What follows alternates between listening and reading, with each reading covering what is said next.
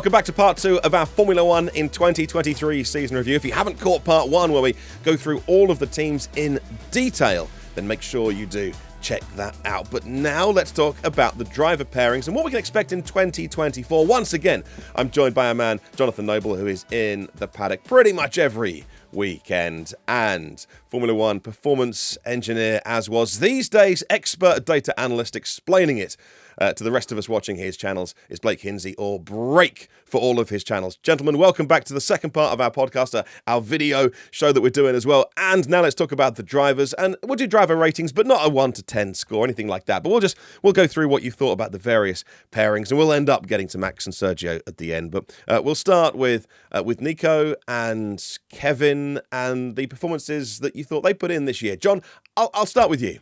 The story of I think Nico and Kevin is the V and the U, basically. These cars, certain cars like driving in a particular way. The Haas didn't like doing two things at once. It liked braking in a straight line, then turning, and then accelerating in a straight line. Nothing, all this kind of smooth transitions and trail braking and smooth going through corners.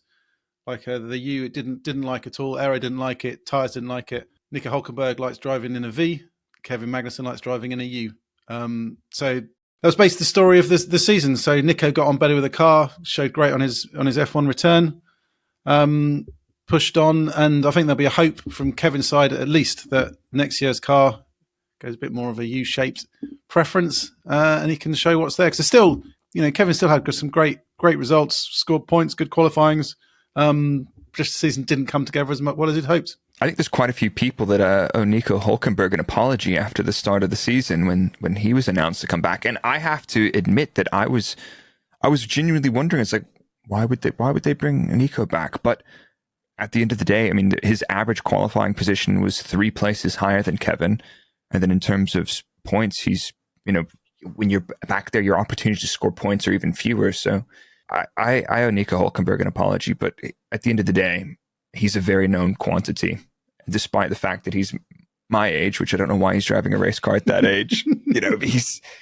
He's impressive, and he's done a very good job. And hopefully, when let's say you have Kevin who's not vibing with this car from a driving point of view, and Nico is to a more of an extent, that will also be a benefit to the team to help them understand it further. So yeah, I think that's an easy favor of Hulkenburg over that pairing for sure.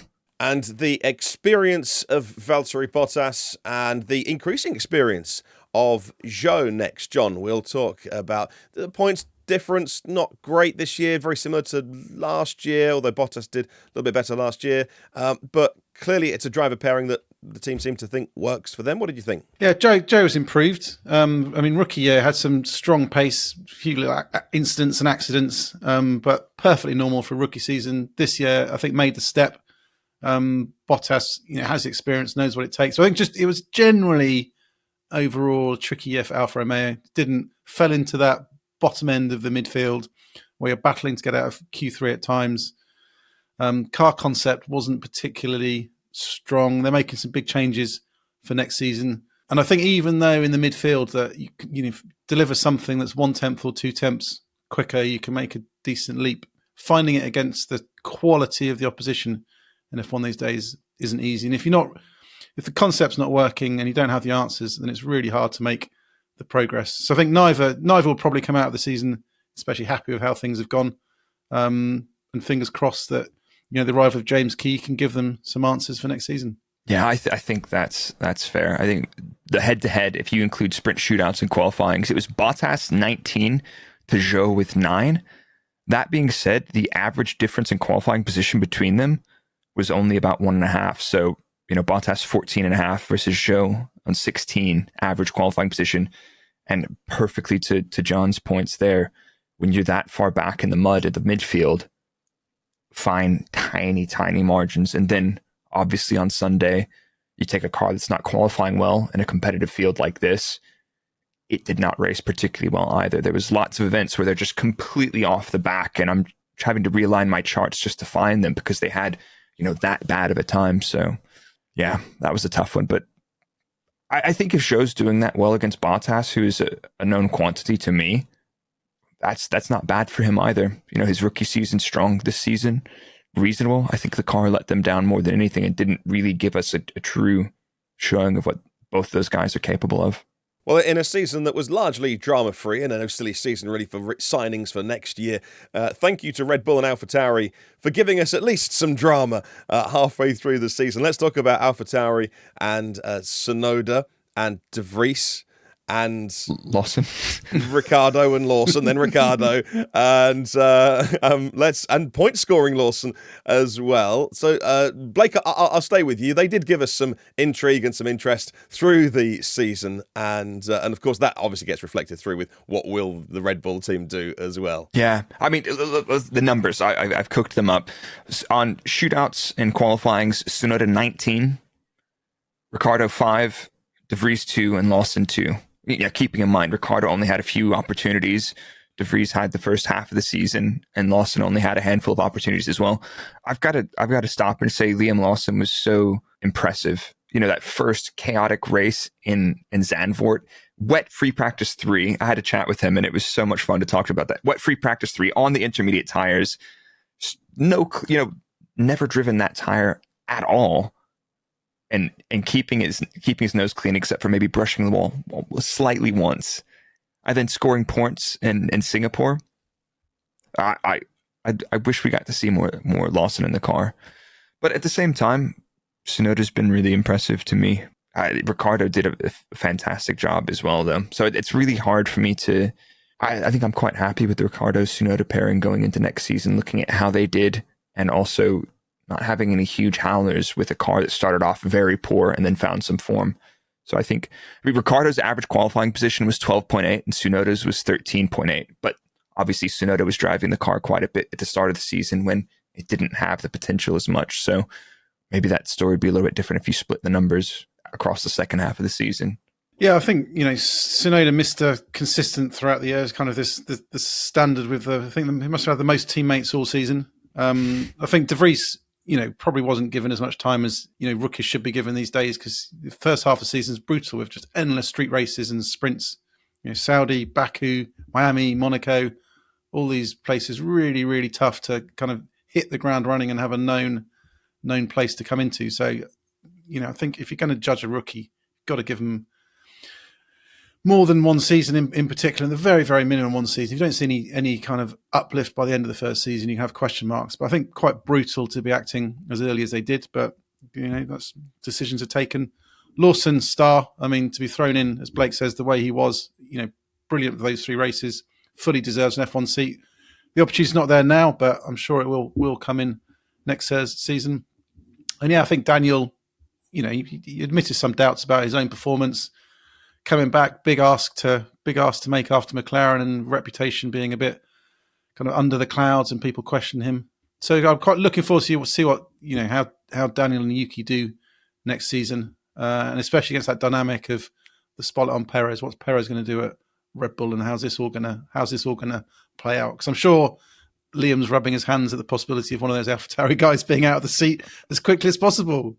All right, well, let's talk about Williams and Logan doing enough to get a drive next year, and a very, very impressive Alex Albon. John, I'll stay with you. I've been really impressed with Albon's development and growth in Formula One, coming back and proving he's got some real speed. Absolutely. I spoke to Alex at a sit down in Abu Dhabi. Absolute no doubts. He says this is his best season in Formula One, and he also finds it fascinating that you drive for a team like Red Bull at the front. Q3 is going up against Max Verstappen, and people just criticise you, saying you're not good enough, you shouldn't be in Formula One, all this sort of thing.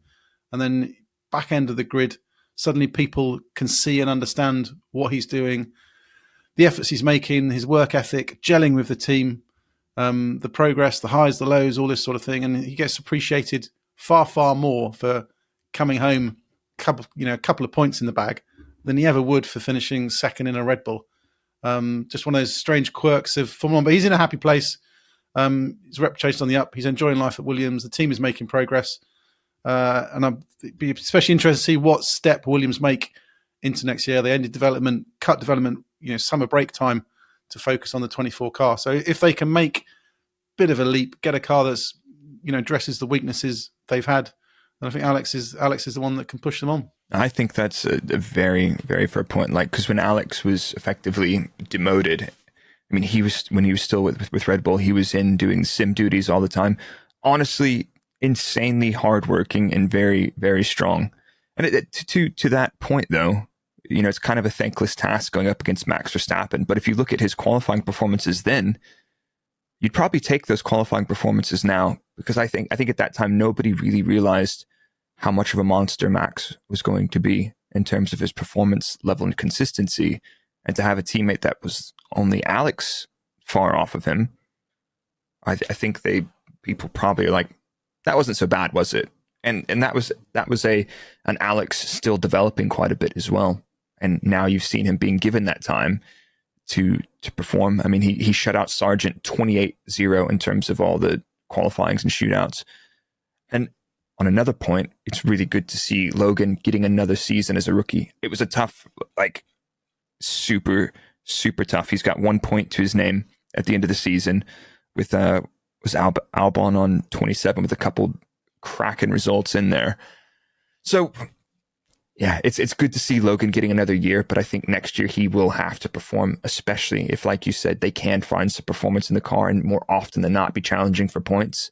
I think, yeah, Logan's got to prove it next season. And on to Team France next, with Ocon and Gasly. Both had good moments in the season. Nothing between them. Gasly edged it in the points towards the end of the season, but so evenly matched as well. I wouldn't exactly call it a bromance, but I think any differences... I wouldn't call it a bromance.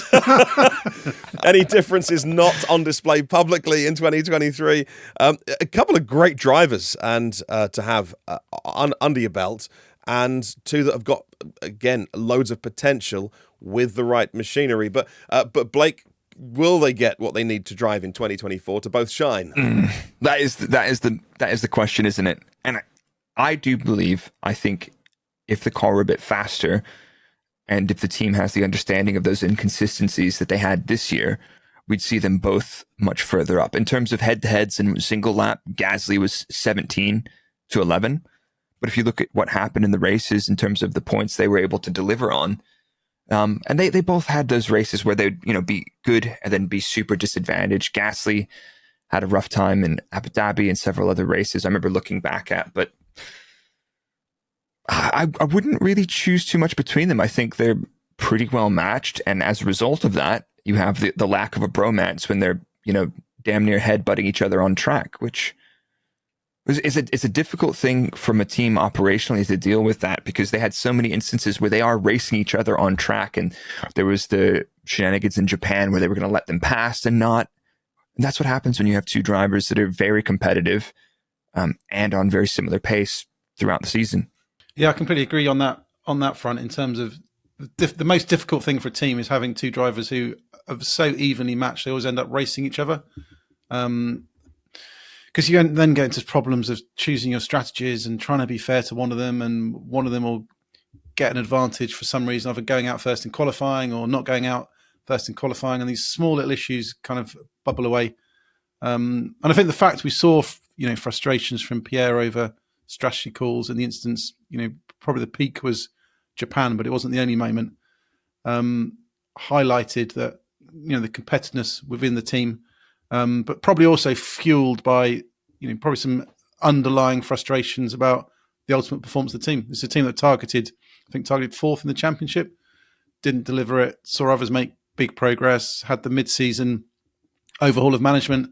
So difficult season against the backdrop, difficult season of fighting a teammate who's constantly pushing you, inconsistent form up and down, where you can look at Vegas, where Pierre qualifies fourth or fifth, qualifies near the front, and Ocon gets dumped out very early on in qualifying and charges through and finishes fourth in the race. So completely, sometimes baffling performances, but I think just the nature of that car, that team, and those two drivers.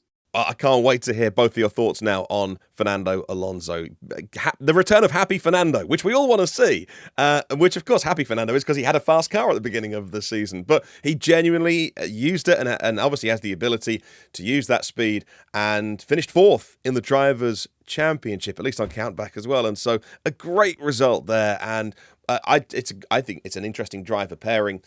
Lance, although in my head, came on as the season improved. He was obviously had an injury earlier in the season. Actually scored better earlier in the year, which is sort of counter to what I was thinking. But my frustration with Lance there is his sort of lack of engagement in sort of talking to the media afterwards. Those one-word answers. The sort of, I know he's under pressure at times, but he is a quick racing driver, and I think if he could sort of somehow engage the fans a little bit better, maybe he'd have a better reputation. Those kind of one-word answers, the sort of miserable-looking face afterwards. You're like, come on, you're in a great car here. On the other hand, you had a great, jubilant Fernando Alonso to make up for it, which provided plenty of entertainment.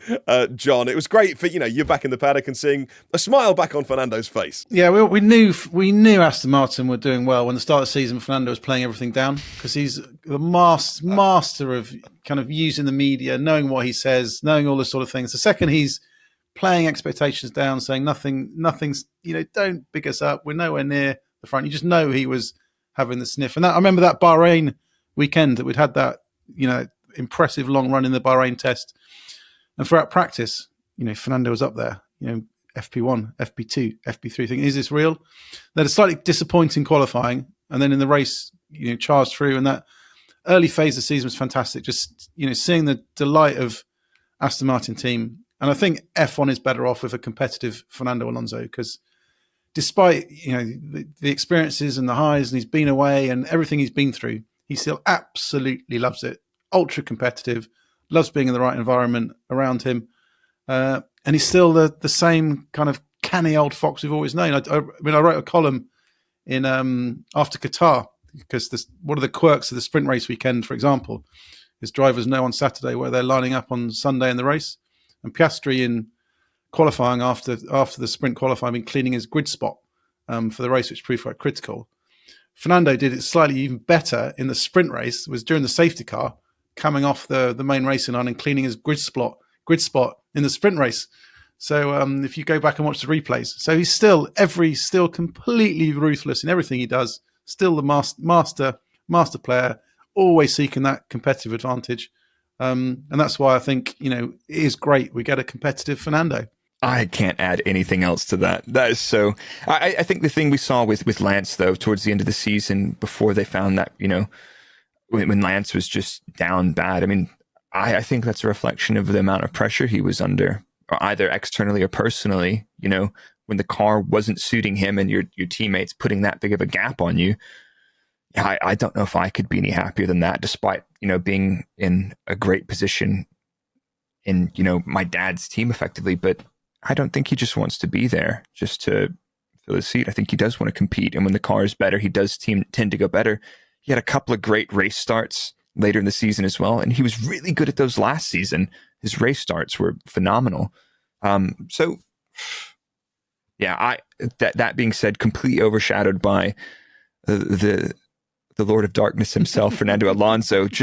But those stories like you told, John, we don't see that with a lot of drivers that have that much extra CPU to be always 3 chess moves ahead.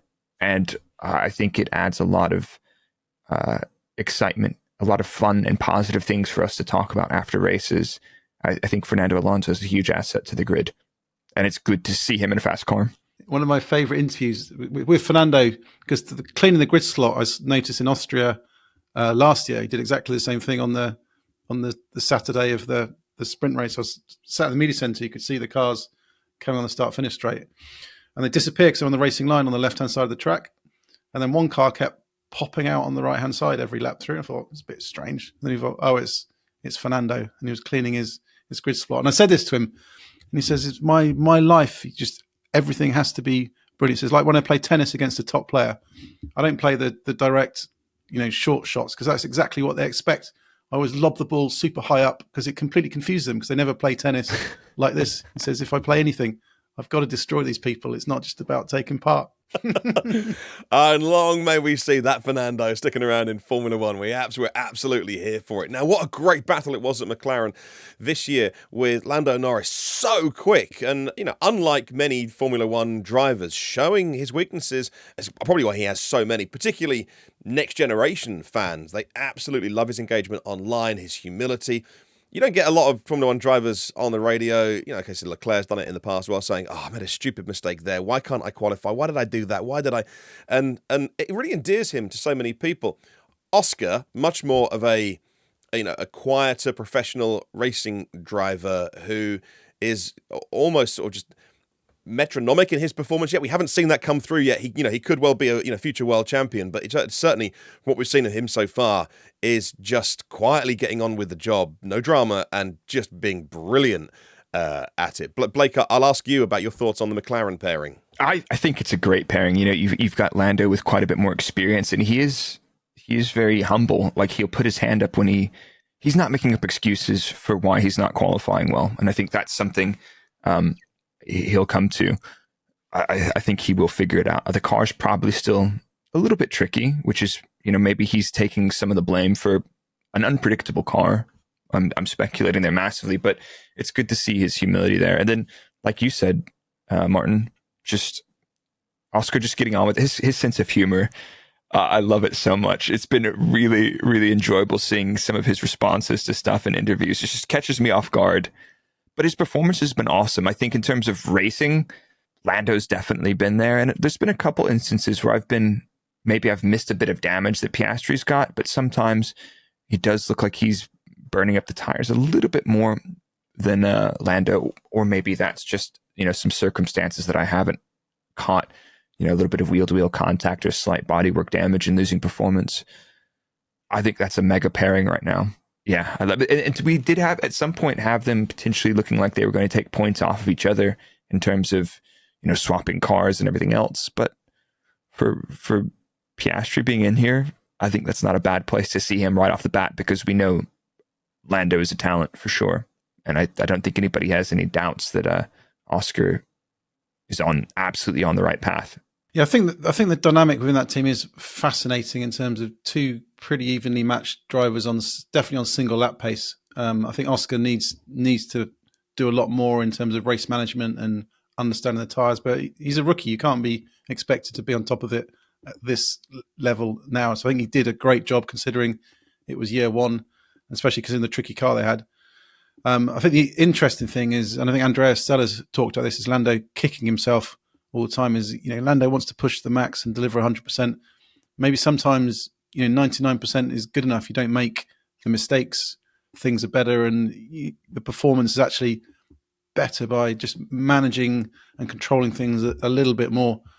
So I think it'll be interesting how that develops. If Oscar makes another step, how Lando responds to that. Because the danger is you get a teammate who's quite quick in the first year as a rookie, second year makes a step, you push harder, you make more mistakes, things get more challenging, and you can lose your confidence a little bit.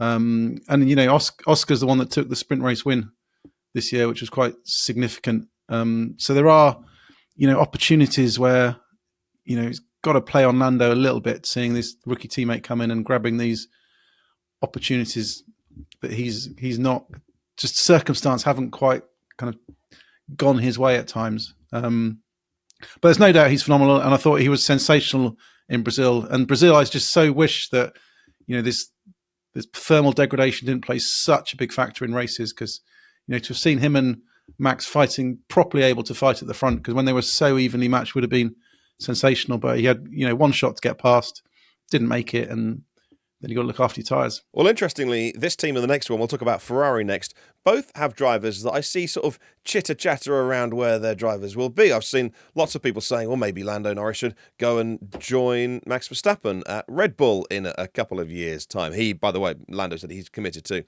McLaren. And also I see that around the Ferrari drivers as well. I've seen people saying, well, Leclerc should go and drive for Audi in 2026. And again, it's interesting that there is that talk around these drivers of where could they go that we don't get with a team like the Mercedes pairing, for instance. But let's talk about Ferrari, if you will. John, a fantastic driver pairing there that seems happy in Ferrari at times, so confident to dictate the strategy from the driver's seat, not the pit wall. But sometimes people say, well, they shouldn't have to be doing that. What are your thoughts on Ferrari? I think a great lineup, actually. I mean, we know Leclerc's naturally super fast, especially on a single lap. Brilliant in qualifying. Probably Max's biggest rival all season in terms of that Saturday performance. But I think and Carlos is brilliant technically, great race driver, understands the big picture, technically great team player. So you've got different strengths there that play out. And also, I think things shifted between them just based on tyre characteristics, that front limited tracks, where the front's not going the way that Charles Leclerc wants. Sainz has that better performance and things swing his way. You move to tracks that are rear limited, where you've got to look after the rear, or the rear's getting loose and nervous and got to push things and play more on the edge, then things shift towards Charles Leclerc. So I think that was the kind of the switch we saw over the course of the season. Both did a great job. I'd keep them as teammates. I think they work well together. I think they just need a Ferrari car that's as quick on Sundays as it is on Saturdays. Yeah, I think that's a great assessment. Like they complement each other. It's not like they're always both brilliant at the exact same thing. So when one of them's having a bad week and the other one's probably having a good one, and you need that kind of balance. I mean, I'd prefer two drivers that were always on it every weekend, because I do think they're both quite there. There's been more often than not, it seemed like towards the end of the season, I don't even know if it's fair to say, but it's just like I got the impression that some weekends Carlos just looks a bit more off, though. But in terms of their single lap performances, Leclerc had, definitely one of the most fierce qualifiers on the grid.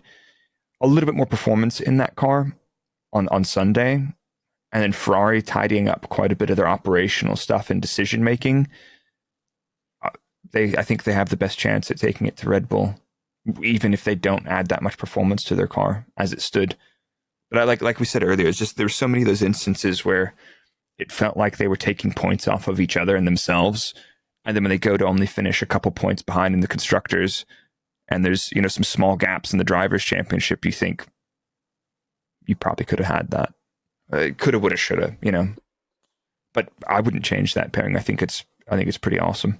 Yeah, completely agree. Talking of shoulda, woulda, coulda, I wonder what will run through George Russell's mind over the winter, as he was on that trajectory to end up in the incredible beast of a Mercedes team that then he entered with a different set of challenges than he perhaps thought he could have been entering. So I wonder what sort of will run through his mind as he's eating his turkey on Christmas Day, whatever he's up to. But Lewis Hamilton as well. Let's talk a little bit about how he, again, missed out just this year on second in the championship. Blake, a consistent point scorer. I don't know how that fairy tale will end. I know how I would like it to end, and I've said this on the Autosport podcast. I'd like them to improve slightly in 24, and then in 25, Lewis Hamilton wins his final championship by a single point on the last lap of the last Grand Prix, and he just walks out of the car, gets in his car, and drives off into the sunset. Now, that obviously won't happen, but I think it'd be a very interesting way for Hamilton's career to end, rather than petering out, which would I think disappoint many Hamilton fans. But for now, that driver lineup, Blake, it's just so both the drivers are going to push themselves next year, push each other rather next year, aren't they? Yeah, I keep it. Honestly, I think it's good. I don't know. I mean, you often have that dynamic of them racing each other, and I'm on a different strategy, let me through, and a lot of Russell trying to do his own strategy from the car, which we've seen a lot. But at the end of the day, they were very well matched in terms of single lap pace. The average qualifying position was almost the same, with Russell having 2 more to his name. So it's like that was the most even sprint shootout in qualifying head to head that we had this season, was Russell Hamilton.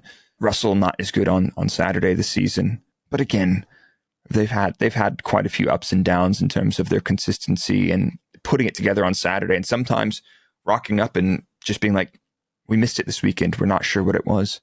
But on Sunday, thereabouts. Honestly, I think they did want a little bit more. And when they got it wrong on Saturday, I think they felt the pain on Sunday.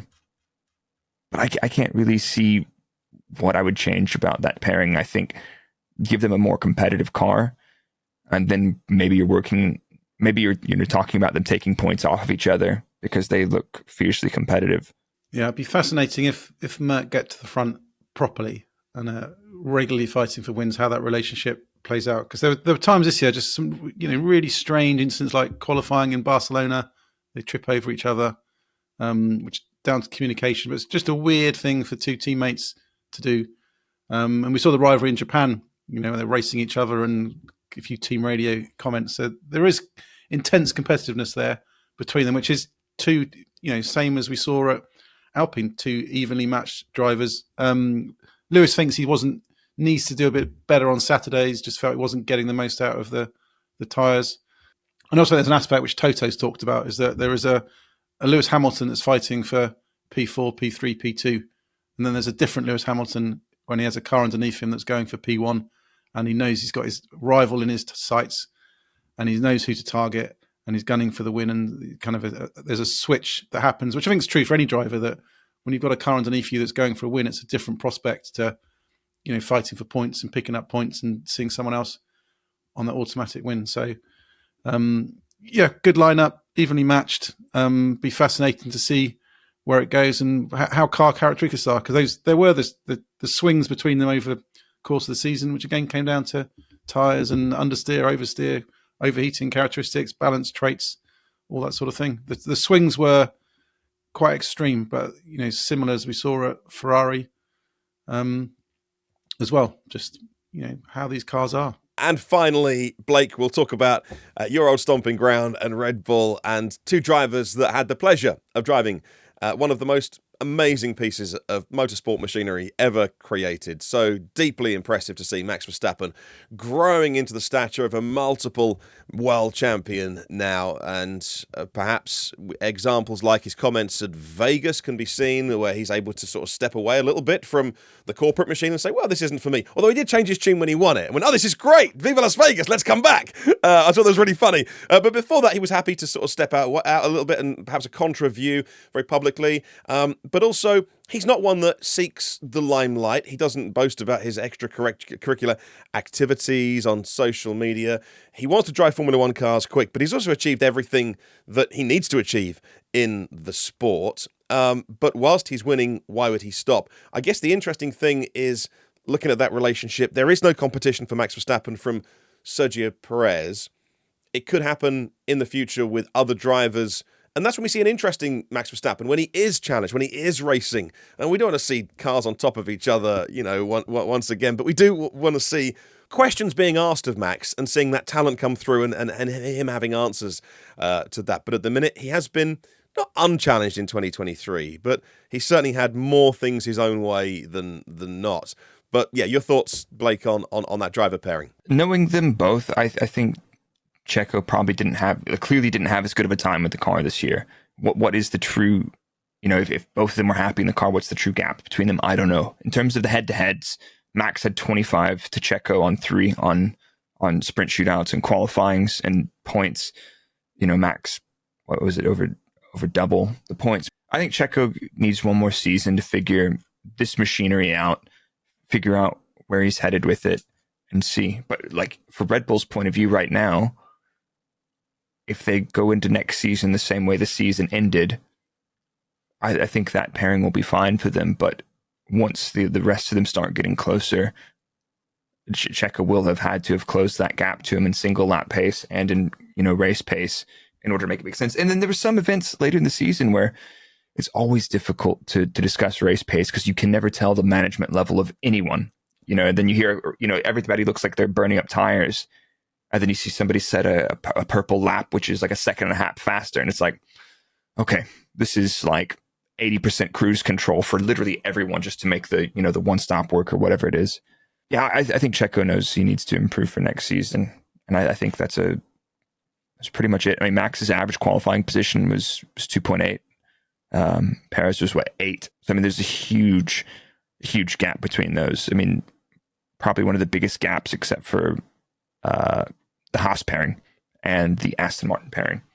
So work to be done. Yeah, I think it's all down to sweet spot, isn't it? That Max just found the sweet spot with the car and the tyres and the setup and where he's at, and everything just clicked and works. And when it clicks and works, as we said before, you're not pushing the tyres, you can look after the tyres better, you're not sweating, you're not under stress, you don't have to push too hard, and everything becomes much easier.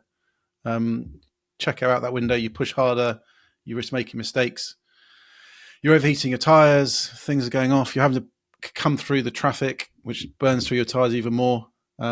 So, difficult days. Also thought it was very interesting when Max, when he won the championship, was reflecting on the year gone by and significant moments.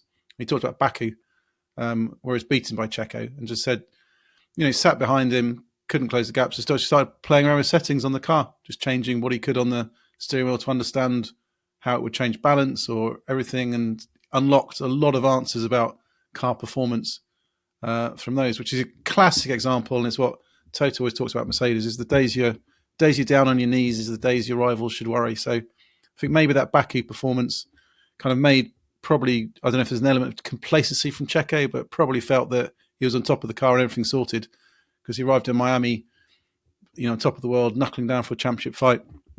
Max just nailed it that weekend, and I think that hit Checo's confidence, put him into a window where he wasn't comfortable with the car, having to push harder, and it went away till he sorted himself out around Austin time. But I mean, looking back, I think the only time during a race we heard Max remotely pressed on the radio was it Austin when he had the brakes issues. I don't remember hearing him remotely stressed at any point this season, because it was managed, it was calculated, and that was like, I'm not comfortable with this. I'm having to use up a lot of extra processor to think about, not locking up and going off. But at the same time, it was like that was the only time it was clear from the outside that he, was under a little bit of pressure.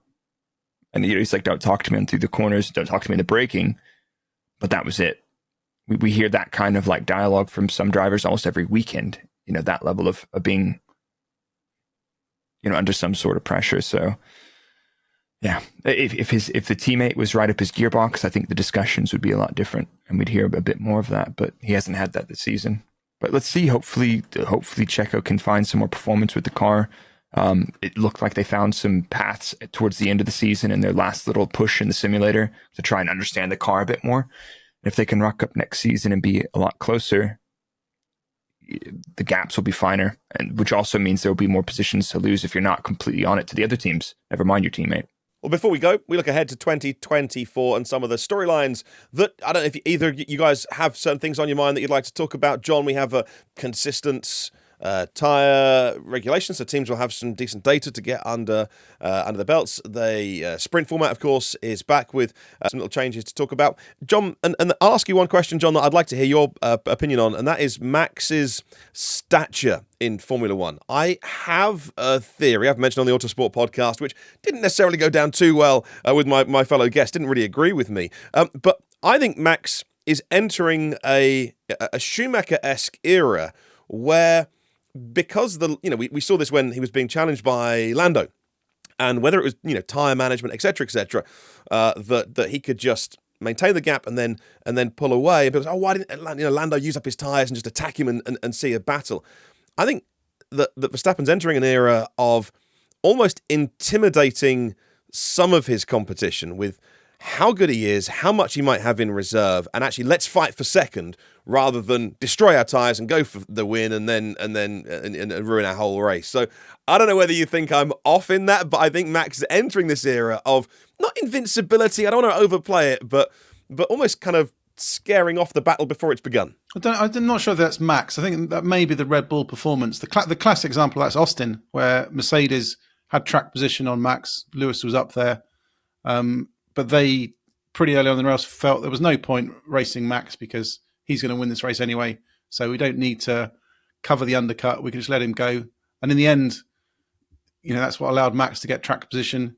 And although, Lewis came back. So, even though the flaw would have meant they would have lost the win anyway. But Mercedes had a car in Austin that should have won that race if they'd been racing against Max, but felt they weren't racing against Max and Red Bull. So I think just an element of, you accept where that Red Bull plus Max is performing, and there's no point racing them because that's not your race, because you're not gonna be. I agree wholeheartedly on that, but I think it resets very, very quickly, and then we'll go into next season, and teams will decide very, very early on, who are they racing and where the battles really are. And as I said earlier, I'll be intrigued. If the qualifying closes up and Max is qualifying 4th, 5th, 6th, suddenly they've got to change their approach, be a bit more aggressive on the qualifying thing, which then affects their race pace. They don't have such an advantage on Sunday. So I think there's a small shift of the needle in terms of competitiveness could change an awful lot, and move things around quite a bit. Because as I remember Lewis talked in Abu Dhabi when we spoke to him about when he followed the Red Bull in Austin, just said it was easy. Just Max wasn't even sweating. He's not sweated all season, not really been under any huge pressure, just because the car's quick, you're managing your pace, you're not burning your tyres. Rock it up. And Blake, any thoughts on your storylines you'll look for in early in 24? I always want to get excited by testing times, because that's our first glimpse. But it's the same thing as looking at free practice 1 and saying, they've got it this weekend. Realistically, I think patience will be key for us as fans and analysts, and just understanding where people are at and seeing what happens. But maybe we're going to see another one of those Fernando Alonso long runs in winter testing this year and be like, oh, they've got it this year. So honestly, I'm very happy to reserve my judgment and thoughts on next season. I think there's a lot of possibilities, but it relies on a lot of people hitting a lot of nails precisely on the head in specifically the right order. Otherwise, it doesn't work together. So I think what makes me most excited about next year is that, F1 teams always talk about there's no better way of closing up the grid than stable regulations. That we go through this endless cycle of Formula One where the regs are stable for 5 years. End of 5 years, it's all super, super close because things have been stable. The top teams are into diminishing returns, so can't pull clear. You have a great year, then you reset it, new regs, field is spread. In terms of stable regs, you've got exactly the same cars next year. And more crucially, which I think is only the second time it's happened, is exactly the same tyres. So we're not going to be in a season where the teams are scrabbling around the start of the season trying to understand, working ranges and distance and degradation and thermal deg. They know exactly what they've got into next year. Same we had in 2020 to 21, and we had that change. It was the floor change. There was a floor change which hurt Mercedes a little bit, but we had the same tyres year on year. So I do wonder, stable regs means that there isn't the potential for a team to click it and disappear into the distance. Everyone's got these huge data banks of knowledge. They know how things are operating, and that's almost exactly. It sounds boring that things are going to be the same, but maybe by being the same, they're going to be really different. But I think further to that point, the way that the sport is working now also is a lot different. You have the cost cap. So what was it? Mercedes spending, was it over 400 million or something back in 2020? And now we're, less than a third of that, close to a third of that. So everybody can achieve that. The other one is the sliding scale of development. So 2021, I agree, things felt pretty closed up. But if you look at the single lap pace, there was 3.5% spread between the fastest car and Haas. If you remove Haas, it was a 2% spread on single lap pace, which should to some extent reflect on their race pace. You look at 2022, the gap was back to 3%. The second year of this regulation set, 2023, there's only a 1.7% split between Red Bull and Alfa Romeo. So, already that gap on the second year of this regulation set is better off than at the end of a very, very long, relatively stable regulation set where we had some front wing changes, we had the track width, we had the halo, and then we had those floor changes and a couple tire changes every year across a 8-year development period. So I think that bodes very well for the new direction of the regulations, the way they're achieving it. And I think I really hope that 2024, we see that single lap pace spread come down even further. We're going to have more jeopardy. We're going to have more chaos on Saturday. And that will mean hopefully faster race cars and more people challenging for points finishing positions on Sunday. Well, two of the hardest working gentlemen in Formula One, thank you so much. Enjoy whatever break you get before we're back in Bahrain for testing February 21st. I won't give the countdown days. I don't want to know. So I'll just give the date, Feb 21. Next year, 6 sprints, more racing on Saturday for various reasons. Things will be different in 2024, and I imagine some things will be the same as well. John, thank you for everything you've done this year, writing so much for Autosport.com and keeping us up to date from the paddock. And Blake, one of the hardest working content creators out there. Every time I tune into somebody else's channel, Blake's on again. He's working non-stop, but I hope you guys get a break, whatever you're doing for the holidays, if you are celebrating Christmas. And I presume, Blake, having some Texas barbecue turkey on Christmas Day. I hope so. I've got some brisket that I've smoked that I'm having for dinner tonight. So I've got that in the UK. We barbecue our turkey every Christmas. It's great. Get out there in the morning. Smoked turkey is fantastic. Smoked poultry is amazing. If you're not, brining it and smoking it, I can go on for hours. I'm sure we could. if you are cooking a turkey, do consider brining and smoking it this season. You will not regret it. There we go. F1 chat and a couple of Jamie Olivers here as well on the channel. So a bit of cooking tips for Christmas Day. Gentlemen, thank you so much for joining us, and thank you for watching and supporting Autosport through 2023. We'll be here with you over the holidays and through into a very short off season. Thank you for watching. If you haven't subscribed yet, hit subscribe and the thumbs up icon so we know you like the video, and we'll see you on the next one.